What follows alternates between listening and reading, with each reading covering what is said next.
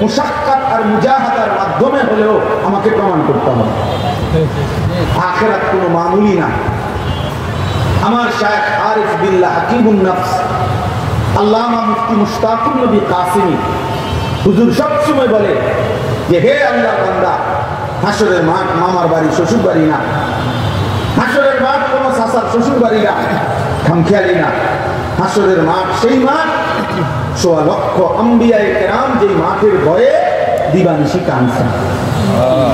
সমস্ত আউলিয়া সাহাবা আল্লাহর যত প্রিয় বান্দারা যেই মাঠের ভয়ে কেঁদেছেন, ওই মাঠের নাম হাসরের মাঠ। ওই মাঠের নাম হাসরের মাঠ।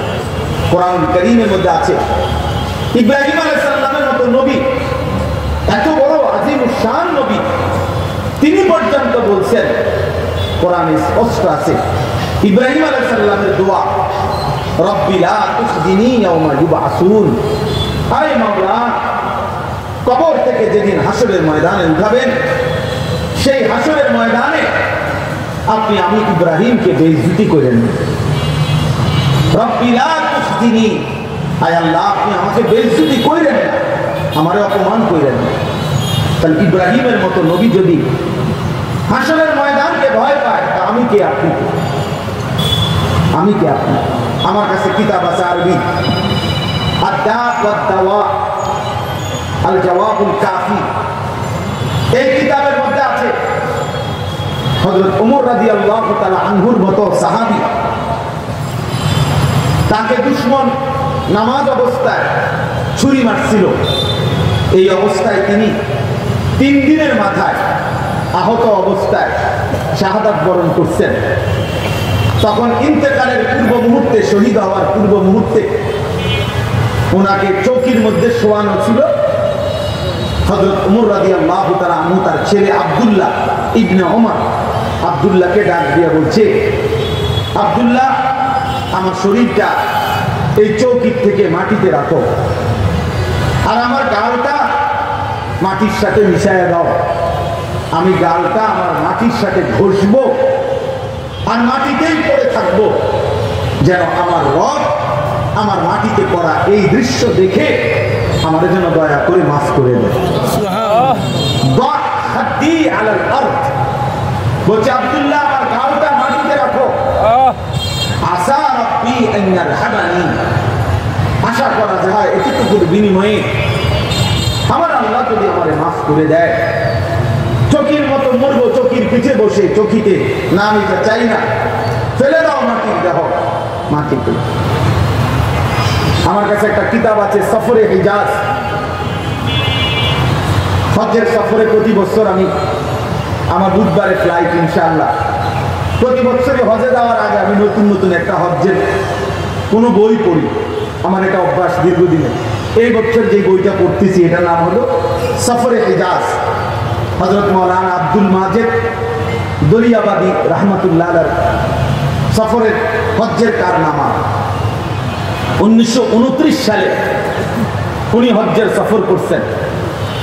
আজ থেকে প্রায় 96 বছর আগে, এই 96 বছর আগে হজ্জের সফর নামায় তিনি একটা আশ্চর্য সুন্দর কথা লিখছে ওই কিতাবের মধ্যে।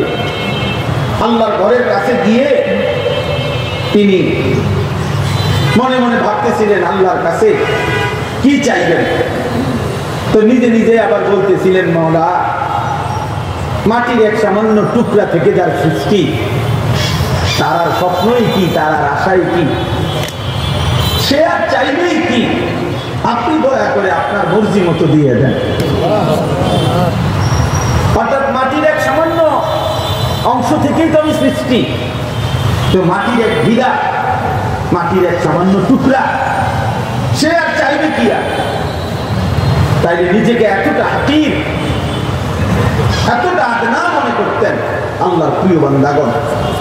আখিরাতকে এত বেশি ভয় করতেন, আল্লাহ তাআলার কাছে এত বেশি আখিরাত চাইতেন।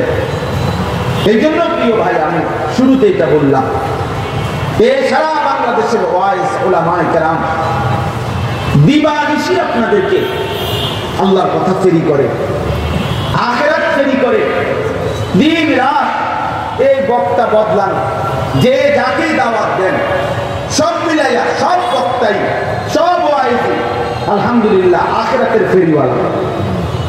আমরা আখিরাত ফেরি করি, ঘুরে ঘুরে দুয়ারে দুয়ারে উম্মতের দ্বারে দ্বারে আখিরাত ফেরি করি, আখিরাত ফেরি করি আমরা। আমাদের নবী সাল্লাল্লাহু আলাইহি ওয়াসাল্লামের ফিকির ছিল এই। নবীজি সাল্লাল্লাহু আলাইহি ওয়াসাল্লাম বলছেন, ওয়া আনা আখিযুন বিহুজাজিকুম।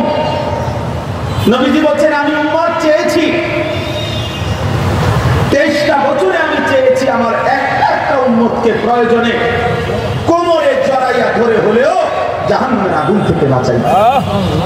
হাত ধরলে ছুঁড়ে ফেলে দিবে, কাঁধে হাত দিলে হাত ফেলে দিবে। এই জন্য চাইছি শেষ পর্যন্ত কোমরে জড়াইয়া ধরে হলেও আমার এক উম্মতকে জাহান্নাম থেকে বাঁচাই।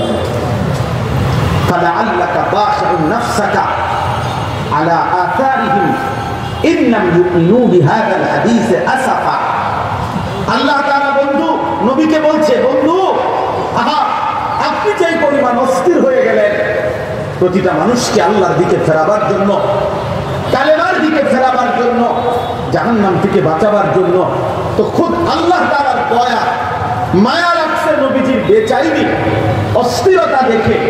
তো আল্লাহ তাআলা নিজে বলছেন, বন্ধু আহা, এই মানুষগুলো ঈমান আনতেছে না, এই কথার কারণে, এই পেরেশানি আর অস্থিরতায় আফসোসে আপনি কি আপনার জীবন দিয়ে ফেলবেন? আপনি কি মরে যাবেন নাকি? আপনি থামেন, আপনি বিশ্রাম করেন। আমার প্রিয় ভাই, উম্মতের উলামায়ে কেরাম, উম্মতের ওয়াইজিনে কেরাম ঠিক রাসূলুল্লাহ সাল্লাল্লাহু আলাইহি ওয়াসাল্লামের ওয়ারাসাত উত্তরাধিকারী সূত্রেই এই পেরেশানি, এই অস্থিরতা লালন করে। এই জন্য আপনাদের কাছে আহাজারি করে, এই জন্য দুয়ারে দুয়ারে ফেরি করে, যেটা নবী সাল্লাল্লাহু আলাইহি ওয়াসাল্লামের মিশন ছিল। তো উম্মতের উলামায়ে কেরামেরও সেই একই মিশন। বলেন আলহামদুলিল্লাহ। রাসূলুল্লাহ সাল্লাল্লাহু আলাইহি ওয়াসাল্লাম 23টা বছর উম্মতের দ্বারে দ্বারে ঘুরছেন, কবি আরশ पर कभी फरश पर, कभी उनके दर कभी दर बदर, गमे आशिकी तेरा शुक्रिया मैं कहां कहां से गुजर गया, कभी हो रास्तों में तन्हा कभी हो गुरूद सहरा, मैं जुनू का हम सफर हो मेरा कोई घर नहीं है। नबी सल्लल्लाहु अलैहि वसल्लम যেন বলতেন, উম্মত আমার কোনো ঘর নাই, আমি এক নেশার সফরে আছি, এক নেশা আমার। উম্মত কিভাবে জাহান্নাম থেকে বাঁচবে, উম্মত কিভাবে জাহান্নাম থেকে বাঁচবে? কবি উনকে দর কবি দর বদর। অর্থ হইল, কখনো আমি আল্লাহর দুয়ারে পড়ছি, কখনো আমি আমার মালিককে বলছি, আল্লাহ আমার এক এক উম্মতকে হেদায়েত দেন। কখনো উম্মতের দুয়ারে দুয়ারে ঘুরছি, উম্মত জাহান্নাম থেকে নিজেকে বাঁচাও। কবি উনকে দর কবি দর বদর। কখনো মালিকের দুয়ারে, কখনো উম্মতের দুয়ারে, কখনো আল্লাহকে ডাকছি, আল্লাহ আমার উম্মতকে মাফ করে দেন, আমার উম্মতকে হেদায়েত দেন। আবার কখনো উম্মতের দুয়ারে দুয়ারে বলছি, উম্মত জাহান্নাম থেকে বাঁচাও, আখিরাত থেকে বাঁচো। হাদিসে আছে আল্লাহ নবী সাল্লাল্লাহু আলাইহি ওয়াসাল্লাম ফজরের নামাজের ওয়াক্তেও নিজের মেয়ে ফাতেমার ঘরের দরজার কড়া নাড়তেন আর বলতেন, ফাতেমা কুমি লিসসালাহ আনকিজি নাফসাকি মিনান নার। ফাতেমা ওঠো না মা, নামাজের জন্য ওঠো, জাহান্নামের আগুন থেকে নিজেকে বাঁচাও মা। ফাইন্নী লা উগনি আনকি মিনাল্লাহি শাইআ।